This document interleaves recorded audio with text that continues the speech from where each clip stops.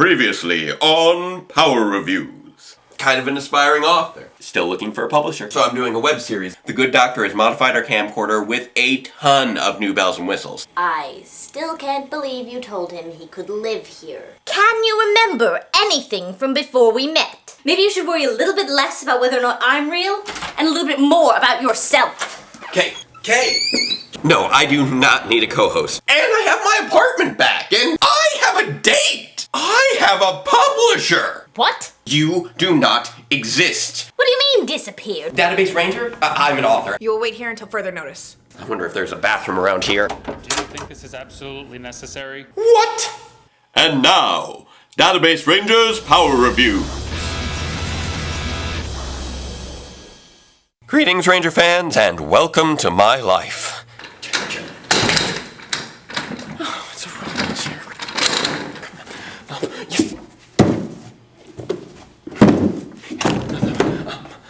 Yes. That's not moving. Okay. Okay. Am I getting out of here? Oh, you're gonna be getting me. All right. Not the end of the world. Just two guys in suits chasing after you with guns. No big deal. You've dealt with worse. Maybe. Okay, probably not. Okay, definitely not. But the Power Rangers dealt with much worse. Much worse. Like that time they got baked into a giant pizza. That was terrible. Yeah, that's it. Just think of that. Just calm down and think of episode 22 of Power Rangers Turbo. Trouble by the Slice. In an old-school cold open, Divatox and crew start things off with a relaxing day at the beach. Man, the beach sounds good right now. I'm boiling in here. They're running initial tests on Porto's new teleportation ray, but the Pirate Queen of Mean decides that she wants to amp up the power, much to the concern of her motley minions. Watch it, the ricochets are even worse than her aim.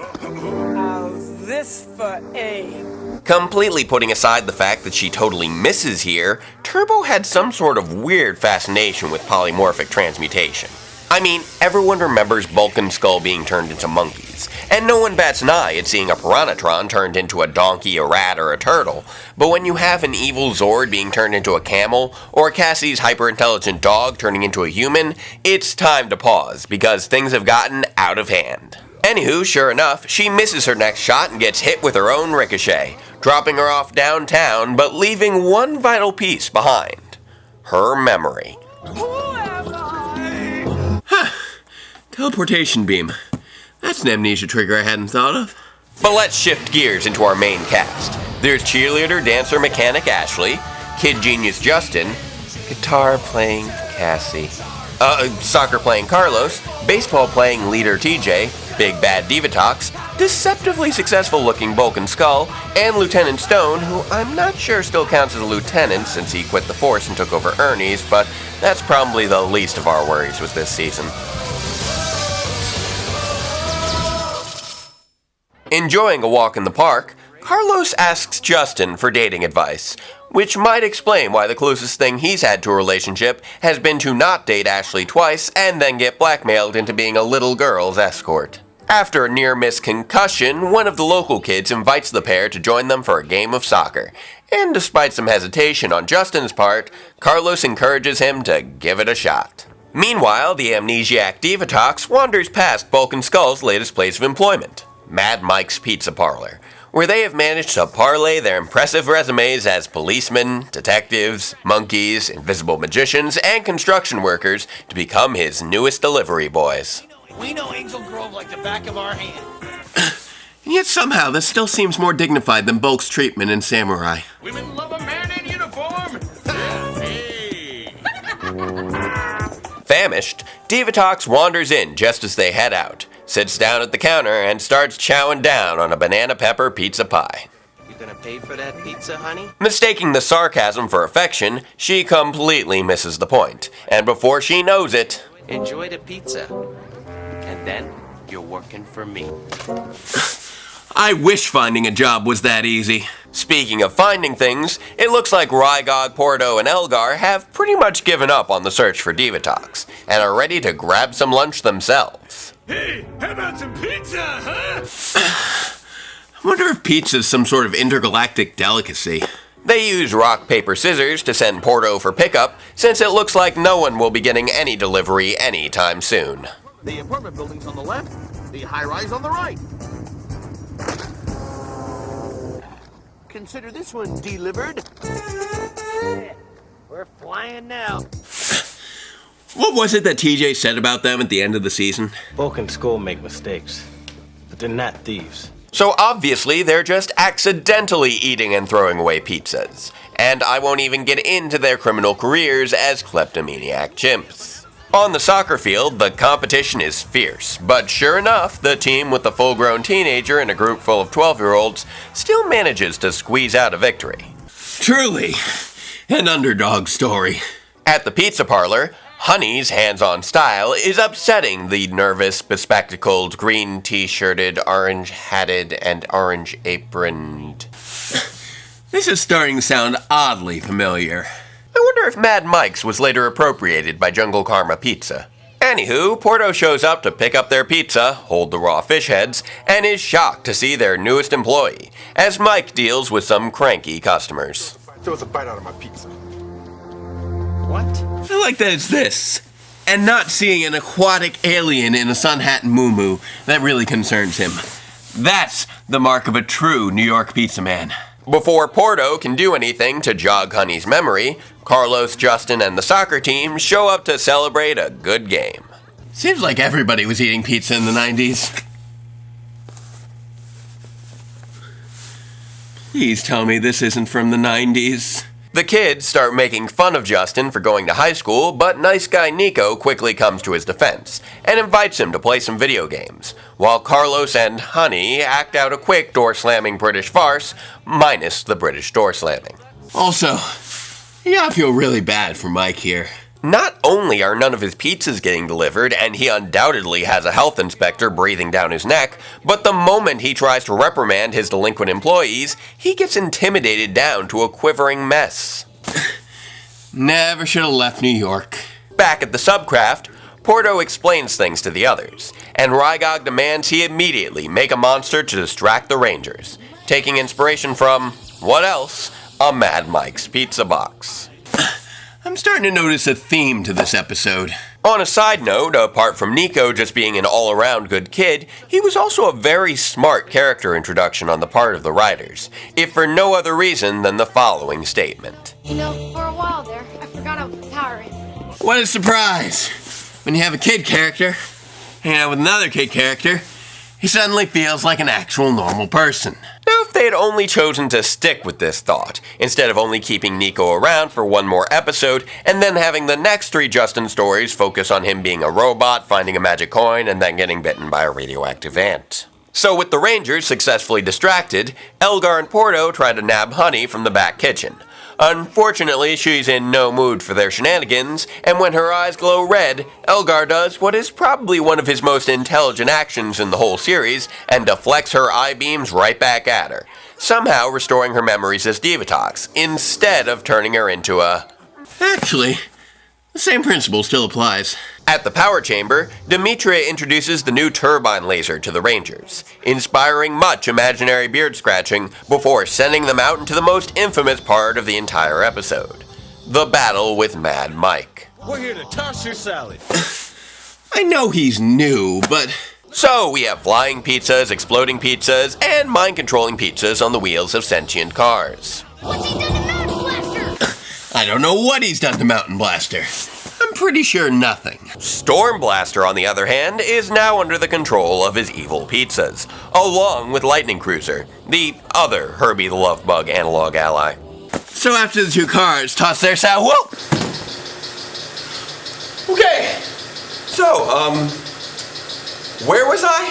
Oh, right. The Rangers end up in Divatox's colossal cooker, which looks oddly like a Japanese microwave. And thus begins one of the most memorable scenes in all of Power Rangers history.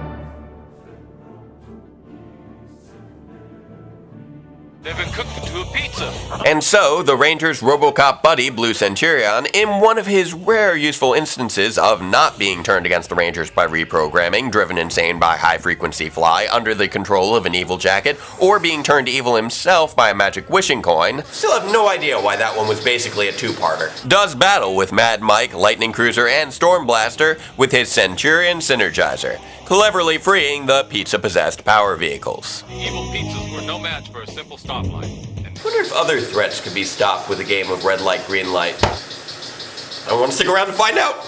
He frees the Rangers next, before Mad Mike can turn them into a Mighty Morphin meal, and they quickly summon the turbine laser to take him down, with limited success. I don't think I've ever seen such enthusiastic disappointment. Also, I'm not sure if they're upset because it didn't work, or because they're finally genre-savvy enough to know what's coming next. Divatox's torpedoes blow the monster up big, causing Blue Centurion to summon his Robo-Racer, and the Turbo Rangers to summon their Turbo Megazord soon after. Thanks for the assistance, Rangers. Together, they finish Mad Mike off with the Synergizer, Blaster Mode, and Turbo Megazord spin-out. And Divatox gets back to work testing Porto's teleportation ray, but not before grabbing a stack of pizza pies, enjoying some stellar slices while Elgar deals with the rare rubber local lake shark. Save me a slice. Oh, absolutely. And whoa! Whoop! That's the end of the episode. So, what did I think of it? Well, it's widely considered one of the worst Power Rangers episodes ever produced, and honestly, doesn't really deserve it. I mean, it's not fantastic, but not only have I seen far worse, both from before and after its time, but it's not even the worst episode of Power Rangers Turbo. Leading up to its admittedly excellent finale, Turbo had a straight stretch of 14 episodes without any plot development, a feat that has not been duplicated in the franchise since the original introduction of Tommy, and many of them played with all sorts of bizarre concepts, stretching from magic wishing coins to borderline interspecies romance. Seriously, Cassie's best friend is a bizarrely uncomfortable episode and is almost never brought up. So, why is this one so heavily bagged on? Well, I can think of two reasons. The first of which has to do with timing and expectations. Trouble by the Slice has the unfortunate position of being placed between a major cast changeover and a fairly popular serialized saga. This is where you would expect the writers to focus on getting to know these new characters better, and demonstrating why you should be invested in their stories moving forward. Instead, we get a largely villain-based story, where the majority of the Rangers are barely even featured, and none of them take part in the denouement. While this is a perfectly valid criticism, I would argue that far more blame should be placed on Stitch Witchery, the episode that actually came after passing the torch, completely ignored the inexperience of the new Rangers, and instead chose to focus on Ashley's passion for fashion design, which would subsequently never be brought up again. So, why does Trouble by the Slice get so much more flack than Stitch Witchery? Simple. The second reason. The Power Rangers get baked into a giant pizza. That's it! That's the reason. It's just an extraordinarily memorable image that serves as a perfect visual metaphor for the casual observer's perception that Power Rangers is nothing but silly camp that shouldn't be taken seriously. The thing that many people seem to overlook is that the episode itself isn't taking itself seriously. It's a self-parody. The whole point of the episode is just showing a typical day in the Power Rangers universe and how blatantly absurd their world is. There is no overarching conflict here. The villains are dealing with their own problems, the Rangers are socializing, and Bulk and Skull are just trying to do their job. The only link between these stories is the common setting of the pizza parlor. Even the infamous battle sequences are just played straight, as if it's the most natural thing in the world to sling around bad puns and flying pizzas. Actually, from a PR perspective, it's a surprisingly experimental way of just getting to know some of the characters better. We get to see how Elgar, Rygog, and Porto function as colleagues when not under the direct influence of Divatox, and that despite their bumbling and bickering, they are all surprisingly loyal. We also get to see how Carlos and Justin form their pseudo-brotherly bond, and how Justin interacts with his child peers, both of which are key developmental points when working with a clear age gap. Even Bulk and Skull don't feel out of place, despite a complete lack of interaction with the rest of the cast, because they're being seen through the same lens as everyone else. Overall, what this episode really is, and I feel ridiculous saying this, is an intentionally cheesy slice of life episode, focusing on character dynamics as seen through the mundane setting of a pizza parlor. I can easily see how people can be put off by the non-standard format of the story, and the humor is so meme-tastic that tastes will definitely vary from viewer to viewer, but there is actual value to be seen here in the simple act of just seeing the characters, well, hanging out!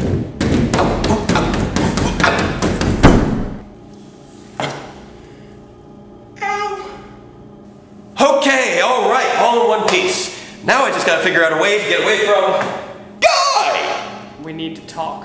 Of course, absolutely! We should definitely get together, catch up, shoot the breeze! But now is a really bad time, so I should really be running along now, so